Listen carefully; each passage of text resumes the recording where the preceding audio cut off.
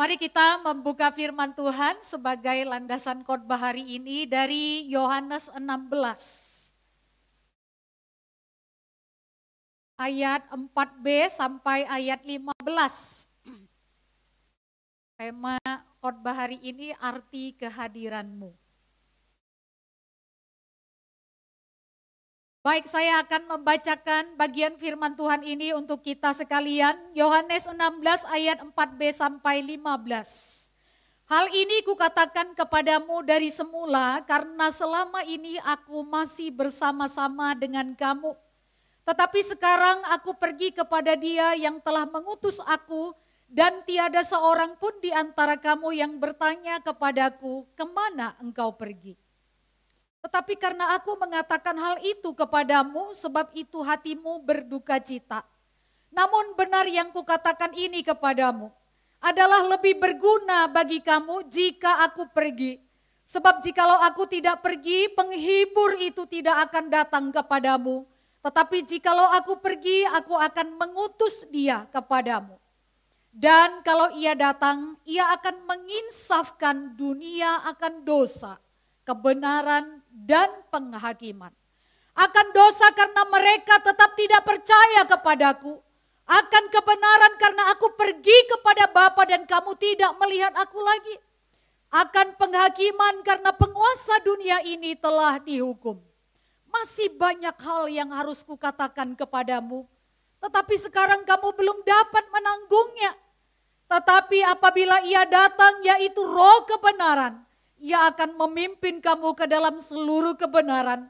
Sebab Ia tidak akan berkata-kata dari dirinya sendiri.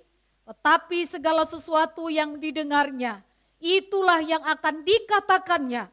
Dan Ia akan memberitakan kepadamu hal-hal yang akan datang.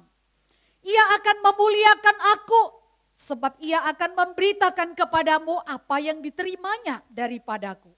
Segala sesuatu yang Bapa punya adalah aku punya, sebab itu aku berkata, Ia akan memberitakan kepadamu apa yang diterimanya daripadaku. Jemaat yang dikasihi oleh Tuhan,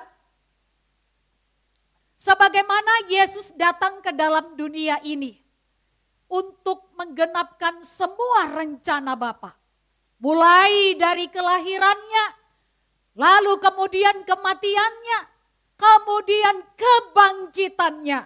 Dan kita juga merayakan mulai minggu yang lalu sampai hari ini, kenaikan Tuhan kita, Yesus Kristus. Demikian juga Roh Kudus. Roh Kudus juga datang ataupun turun ke dalam dunia ini adalah untuk menggenapkan semua rencana-rencana Allah. Menggenapkan seluruh rancangan Allah bagi orang-orang yang ada di dalam dunia ini supaya mereka mendapatkan keselamatan daripada Tuhan. Roh Kudus datang selain untuk memberi kuasa kepada murid-murid pada waktu itu untuk bersaksi dan memberitakan Injil. Roh Kudus juga akan mengerjakan paling tidak dari bagian firman Tuhan ini ada 3 hal. Bapak Ibu yang terkasih, bagian yang pertama yang dikerjakan oleh Roh Kudus adalah menginsafkan. Menginsafkan. Ya. Firman Tuhan berkata, dan kalau Ia datang, yaitu Roh Kudus, Ia akan menginsafkan dunia akan dosa, kebenaran, dan penghakiman. Akan dosa karena mereka tetap tidak percaya kepadaku, kata Tuhan Yesus. Akan kebenaran karena aku pergi kepada Bapa dan kamu tidak melihat aku lagi. Akan penghakiman karena penguasa dunia ini telah dihukum. Bapak Ibu yang dikasihi oleh Tuhan, pekerjaan daripada Roh Kudus adalah menginsafkan. Ya. Pertama, menginsafkan orang berdosa. Bapak Ibu yang dikasihi oleh Tuhan, kalau kita melihat dari satu bagian firman Tuhan, orang berdosa, orang yang sudah melakukan pelanggaran di hadapan Allah, itu di hadapan Allah sama seperti orang yang sudah mati. dia memang masih bergerak, dia memang masih beraktivitas, dia memang masih melakukan banyak hal seperti orang hidup.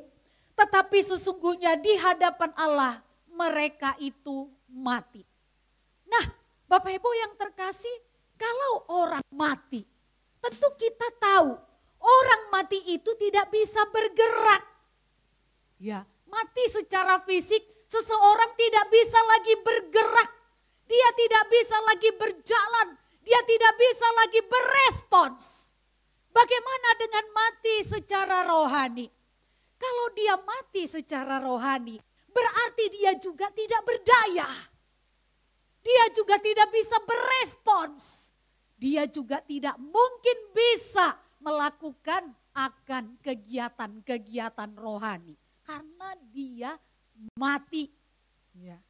Nah, Bapak Ibu yang terkasih, maka tidak ada jalan lain bagi seorang yang mati untuk kemudian bisa bergerak, untuk kemudian bisa berespons, untuk kemudian bisa menanggapi akan segala sesuatu selain kalau orang mati itu dihidupkan. Kalau dia masih mati bagaimana? Dia nggak berdaya. Karena dia dimutilasi pun kalau dia mati secara fisik nggak akan bisa bicara apa-apa. Ya, jadi kalau dia mati secara rohani untuk bisa berespons, untuk kemudian bisa mengikuti akan perintah, maka dia satu-satunya jalan, dia harus dihidupkan. Gak bisa tidak dihidupkan. Pertanyaannya adalah siapa yang menghidupkan? Siapa yang menghidupkan orang yang sudah mati di hadapan Tuhan? Apakah murid-murid? Sudah tidak mungkin. Tidak mungkin murid-murid bisa menghidupkan orang yang mati secara rohani. Apakah itu penginjil? Wah, itu apalagi? Tidak mungkin. Apakah itu para misionaris? Wah, mereka juga tidak bisa untuk menghidupkan orang yang sudah mati secara rohani. Jadi siapa yang bisa menghidupkan orang yang sudah mati secara rohani? Firman Tuhan berkata, Roh Kuduslah yang memberi hidup. Ya. Jadi satu-satunya yang membuat orang, yang bisa membuat orang yang mati secara rohani, kemudian menjadi hidup secara rohani, itu adalah Roh Kudus. Ya.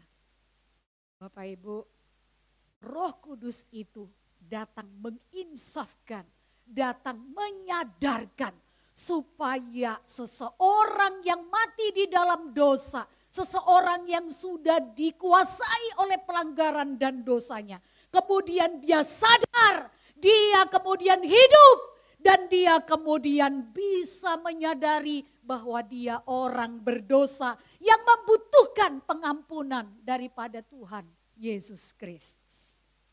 Ya, jadi Roh Kudus menginsafkan akan dosa. Bapak Ibu yang terkasih, pekerjaan dalam rangka menginsafkan, Roh Kudus juga menginsafkan akan kebenaran. Sadar saja sebagai orang berdosa, sadar saja bahwa tidak bisa mungkin diselamatkan dan diampuni jika tidak diampuni Tuhan, tidak cukup. Ya. Tetapi seseorang juga harus disadarkan, harus diinsafkan oleh Roh Kudus bahwa satu-satunya kebenaran yang bisa membenarkan orang yang salah menjadi benar adalah Tuhan Yesus Kristus. Tuhan Yesus adalah kebenaran. Tuhan Yesus berkata benar. Tuhan Yesus hidup dalam kebenaran. Maka tidak ada dusta, tidak ada dosa, tidak ada kesalahan di dalam Tuhan Yesus. Maka Roh Kudus membuat orang berdosa mempercayai bahwa satu-satunya kebenaran di muka bumi ini dan di seluruh dunia ini hanyalah Tuhan Yesus Kristus. Jemaat yang dikasihi oleh Tuhan, Yesus berkata, dia datang dari Bapa, kembali kepada Bapa, dan kemudian murid-murid dan semua orang tidak melihat Tuhan Yesus lagi. Tetapi ketika seseorang percaya kepada perkataan kebenaran yang dikatakan oleh Tuhan Yesus, berarti mereka juga percaya bahwa apa yang dikatakan Yesus, dia pergi kepada Bapa bukan menghilang. Mereka juga akan mengamininya, meyakininya, dan mempercayainya. Diinsafkan akan dosa, diinsafkan akan kebenaran, dan yang ketiga, diinsafkan akan penghakiman. Tuhan Yesus telah mati dan bangkit dari antara orang mati. Kematian dan kebangkitan Tuhan Yesus menunjukkan bahwa Yesus berkuasa mengalahkan kuasa kematian. Menunjukkan bahwa Tuhan Yesus berkuasa mengalahkan kuasa daripada maut dan kuasa setan. Ya. Jadi seseorang yang diinsafkan oleh Roh Kudus berarti dia percaya bahwa setiap orang yang mengimani Tuhan Yesus Kristus pada harinya nanti, bahwa pada suatu hari nanti akan ada penghakiman. Semua orang akan dihakimi, tetapi orang yang diinsafkan oleh Roh Kudus percaya bahwa sekalipun dia akan dihakimi, dia dihakimi untuk mendapatkan hidup yang selama-lamanya. Sedangkan orang yang tidak tinggal di dalam Tuhan Yesus, dia dihakimi, tetapi untuk mendapatkan penghukuman yang selama-lamanya. Jadi sangat bersyukur jika seseorang diinsafkan, disadarkan oleh Roh Kudus akan ketiga hal ini. Akan dosa, akan kebenaran, dan akan penghakiman. Bapak Ibu yang terkasih, satu hal ini, menginsafkan ini, itu dilakukan untuk orang yang belum percaya. Oleh sebab itu Tuhan Yesus mengutus muridnya, mengirim dan menyerahkan akan kuasa kepada muridnya untuk memberitakan Injil. Saat ini itu juga diserahkan kepada kita. Dia mengutus kita dan menyerahkan kuasa kepada kita untuk memberitakan Injil. Dan ketahuilah bahwa ketika kita bersaksi memberitakan Injil, ada Roh Kudus yang bekerja ketika kita berbicara, ketika kita bersaksi, ketika kita menyatakan siapa Kristus kepada orang lain. Ingat, ketika kita bersaksi, Roh Kudus sedang menginsafkan. Tetapi kenapa ketika saya bersaksi, saya melihat orang yang saya injili, saya layani tidak percaya kepada Tuhan. Bapak Ibu yang terkasih, kemungkinan besar orang tersebut tidak mau percaya. Jadi Roh Kudus itu juga tidak memaksa orang, ya. Tetapi orang yang mendengarkan firman Tuhan, ketahuilah senantiasa yang membuat orang percaya bukan kita sebagai orang yang bersaksi, tetapi Roh Kudus, ya. Roh Kudus, maka jangan berusaha untuk membuat orang lain percaya. Tidak, kita hanya berusaha menyampaikan dan menyaksikan siapa Yesus di dalam kehidupan kita. Ya. Jemaat yang terkasih, tugas daripada Roh Kudus yang kedua, kalau tadi itu berkenaan dengan menginsafkan orang yang belum percaya, nah yang kedua ini berkenaan dengan orang yang sudah percaya. Ya. Yang kedua, ia memimpin. Ini gak kelihatan tapi bisa mimpin loh. Ada orang kan harus kelihatan baru memimpin, terdengar suaranya, ya kan? Terdengar, terlihat gayanya gitu ya. Tetapi Roh Kudus itu tidak terlihat, tapi dia bisa memimpin. Firman Tuhan berkata, tetapi apabila ia datang, yaitu Roh kebenaran, ia akan memimpin kamu ke dalam seluruh kebenaran. Sebab ia tidak akan berkata-kata dari dirinya sendiri, tetapi segala sesuatu yang didengarnya itulah yang akan dikatakannya. Dan ia akan memberitakan kepadamu hal-hal yang akan datang. Jemaat yang dikasihi oleh Tuhan, kalau kita membaca ayat sebelum ayat 13 ini, dikatakan begini di ayat 13. Yesus berkata kepada murid-muridnya, masih banyak hal yang harus kukatakan kepadamu, tetapi sekarang kamu belum dapat menanggungnya. Artinya Bapak Ibu, sebelum Roh Kudus itu turun, pengetahuan dan kemampuan manusia untuk menerima, mengerti dan memahami maksud-maksud Tuhan itu sangat terbatas. Ya. Jadi masih banyak yang akan Tuhan Yesus katakan, masih akan banyak yang akan Tuhan Yesus ajarkan dan sampaikan kepada murid-murid, tetapi murid-murid belum sanggup menanggungnya. Karena apa Bapak Ibu? Ya kan? Karena Roh Kudus itu belum turun. Ya. Jemaat yang terkasih, Tuhan Yesus mengerti keadaan kita. Tuhan Yesus mengerti kondisi kita. Tuhan Yesus mengerti kondisi murid-muridnya pada waktu itu. Dia mengerti apa yang diperlukan oleh murid-muridnya.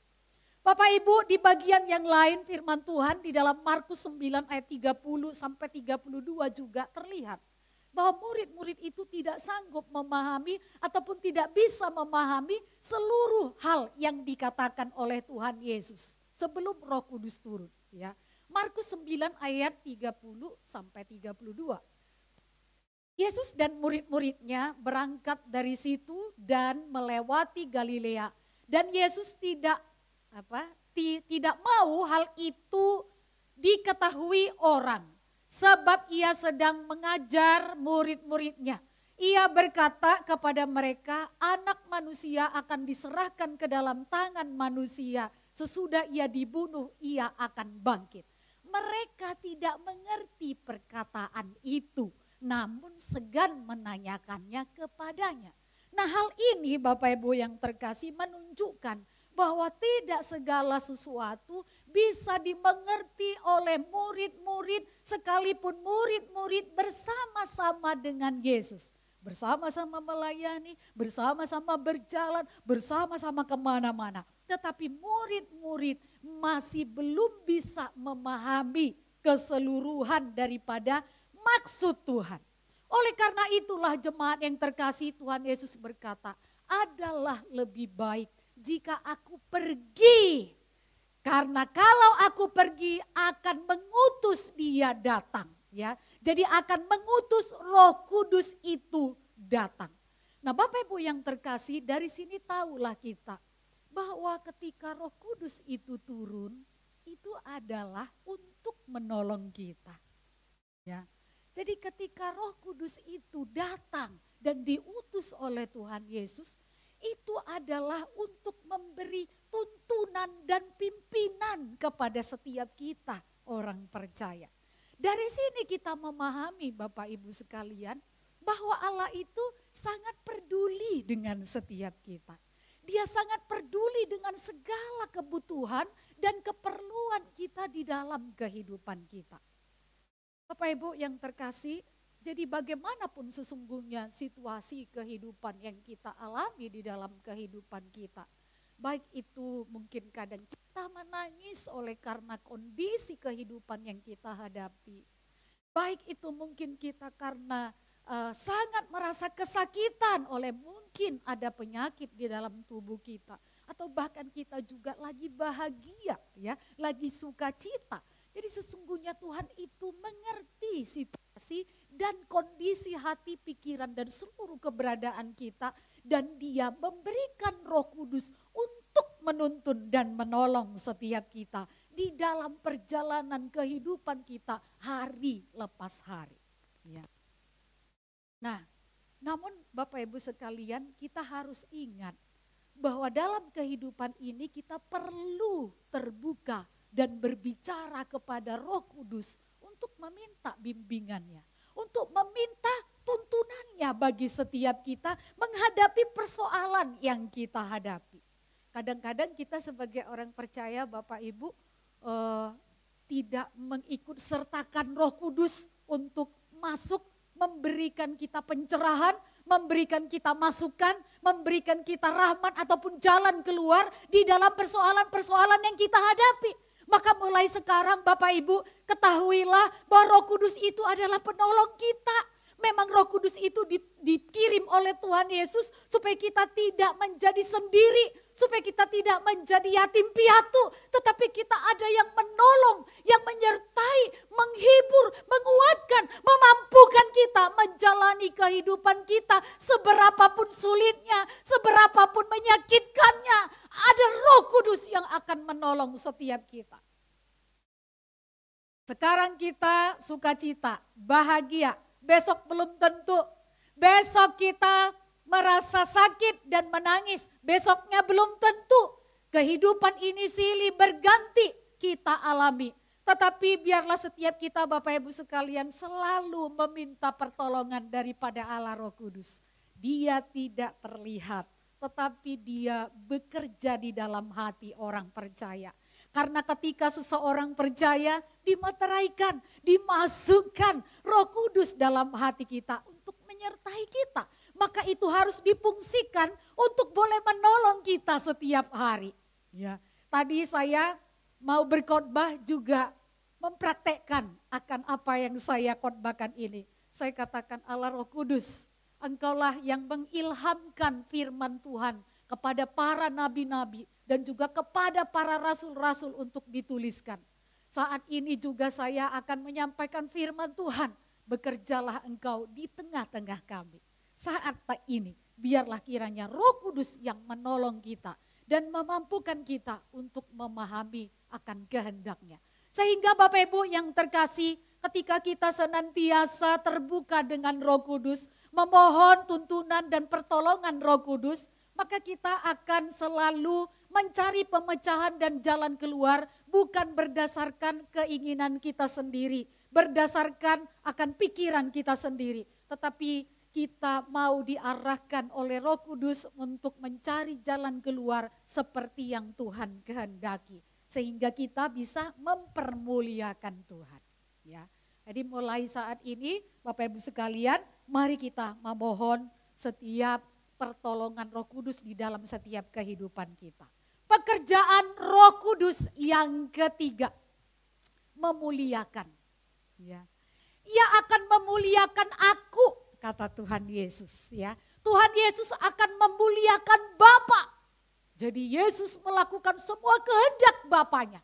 Roh Kudus melakukan semua kehendak daripada Tuhan Yesus.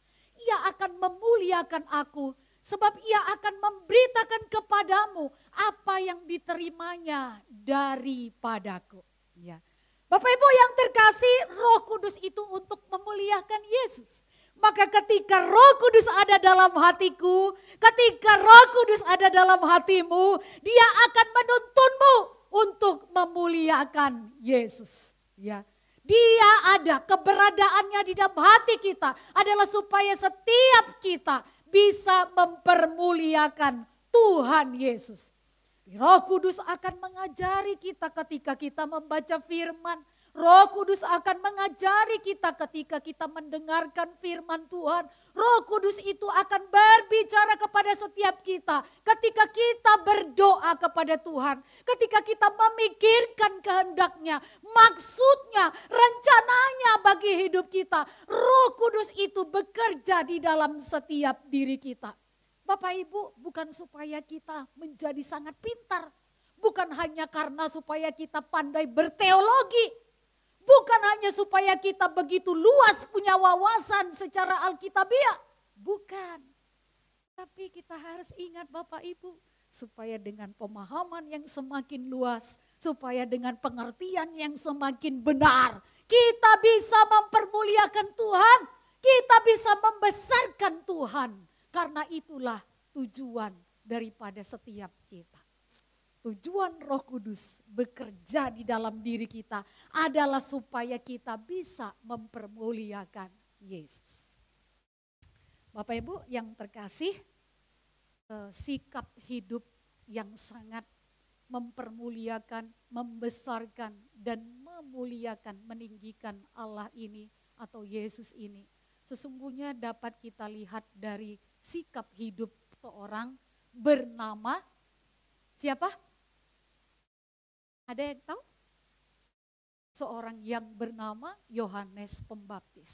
Ya, kalau saya perhatikan di dalam Alkitab, satu yang terlihat kental, sangat meninggikan Tuhan Yesus dan sangat mengecilkan dirinya, itu adalah Yohanes Pembaptis. Dia mengatakan di dalam Yohanes 1 ayat 27, membuka tali kasutnya pun aku tidak layak. Ini adalah perkataan Yohanes Pembaptis. membuka tali kasut Yesus pun dia merasa tidak layak. Bapak Ibu, pada zaman itu membuka tali kasut itu adalah sebenarnya bisa dikatakan suatu kegiatan pekerjaan yang sangat rendah.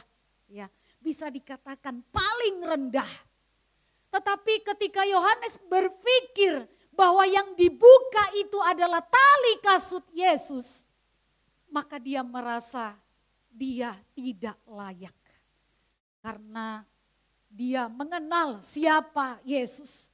Dia mengenal dan mengetahui akan kebesaran Yesus, keagungan Yesus, kekudusan Yesus. Yesus bukan saja penghuni surga, tetapi dia juga pemilik surga itu sendiri. Maka Yohanes berkata, membuka tali kasutnya pun aku tidak layak.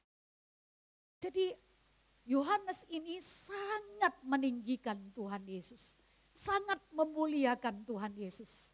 Dia sadar betul siapa dirinya dan siapa Yesus sesungguhnya. Selanjutnya Bapak Ibu di dalam Yohanes 3 ayat 30 juga dia berkata, ia harus makin besar tetapi aku harus makin kecil. Ini adalah suatu pernyataan dan juga tindakan atau keputusan tindakan yang tidak mudah bagi siapapun juga. Yohanes bukan orang kecil, ya. Yohanes itu orang besar, Bapak Ibu yang terkasih. Yohanes ini sudah dikenal karena dia melayani. Banyak orang mengenal dia, banyak orang bisa percaya karena pelayanan dia. Banyak orang yang dibaptiskan melalui dia. Banyak orang yang kemudian datang kepada Tuhan melalui dia. Tetapi dia yang kemudian mengatakan, dia harus makin besar dan aku harus semakin kecil. Bapak Ibu yang terkasih, Yohanes sangat menyadari bahwa ketika di dalam pelayanannya dia semakin besar dan membesarkan diri, maka sesungguhnya Tuhan Yesus makin tak terlihat di dalam pelayanannya. Maka kemuliaan Tuhan semakin tak bercahaya, semakin tak bersinar di dalam pekerjaannya. Tetapi dia menyadari bahwa semakin dia merasa kecil, bahkan dia yang besar pun semakin mengecilkan diri, bahkan semakin tak terlihat. Justru disitulah dia melihat akan kebesaran Allah. Disitulah dia melihat bahwa Yesus itu sangat besar. Disitulah dia melihat bahwa Yesus itu sangat tinggi. Dan orang lain datang membesarkan dia, datang meninggikan dia. Bapak Ibu yang dikasihi oleh Tuhan, Roh Kudus adalah pribadi yang datang ke dalam hati setiap orang percaya. Agar setiap orang percaya bisa memuliakan Tuhan Yesus. Bisa meninggikan Tuhan Yesus. Kiranya setiap kita juga bisa mempermuliakan Tuhan. Bersaksi memberitakan Injil karena ada Roh Kudus yang menginsapkan. Terus boleh bersandar dan percaya dan semangat sukacita menjalani kehidupan karena ada Roh Kudus yang memimpin. Terus memuliakan Tuhan di dalam kehidupan kita. Belajar seperti Yohanes yang merasa tidak layak di hadapan Tuhan. Belajar seperti Yohanes yang mengecilkan dirinya sekalipun dia besar. Agar Tuhan ditinggikan dan dimuliakan. Kiranya Tuhan menolong saya dan menolong Bapak Ibu sekalian. Tuhan Yesus memberkati, mari kita berdoa. Bapa di surga, terima kasih Tuhan untuk rancangan-Mu bagi hidup kami yang telah mengutus putra-Mu yang tunggal Tuhan kami Yesus Kristus agar kami bisa diselamatkan dan yang mengutus juga Roh Kudus untuk boleh menyertai kami, memimpin kami di dalam penginjilan, di dalam kesaksian yang kami lakukan, bahkan dalam kehidupan kami sehari-hari agar kami tidak terjatuh dan tergeletak, agar kami juga dimampukan mempermuliakan Tuhan. Terima kasih Tuhan, biarlah Engkau yang menolong kami untuk terus ya Tuhan mengandalkan Roh Kudus. Bukan mengandalkan diri kami, bukan menonjolkan diri kami. Tetapi biarlah kami membesarkan Engkau Tuhan. Biarlah kami mengecilkan diri kami dan membesarkan serta meninggikan Engkau. Supaya sungguh Tuhan, setiap pelayanan yang kami kerjakan, segala sesuatu yang kami lakukan, ternyata bukan kami yang dimuliakan, tetapi Engkaulah ya Yesus yang kami tinggikan dan dimuliakan. Tuhan, hamba-Mu telah selesai berkata-kata, Roh-Mu yang kudus bawalah jemaat-Mu ini untuk memandang kepadamu. Bawalah jemaat-Mu ini untuk percaya kepadamu. Bawalah jemaat-Mu ini semua Tuhan untuk bersandar kepadamu. Mampukanlah mereka juga untuk hidup mempermuliakan Engkau.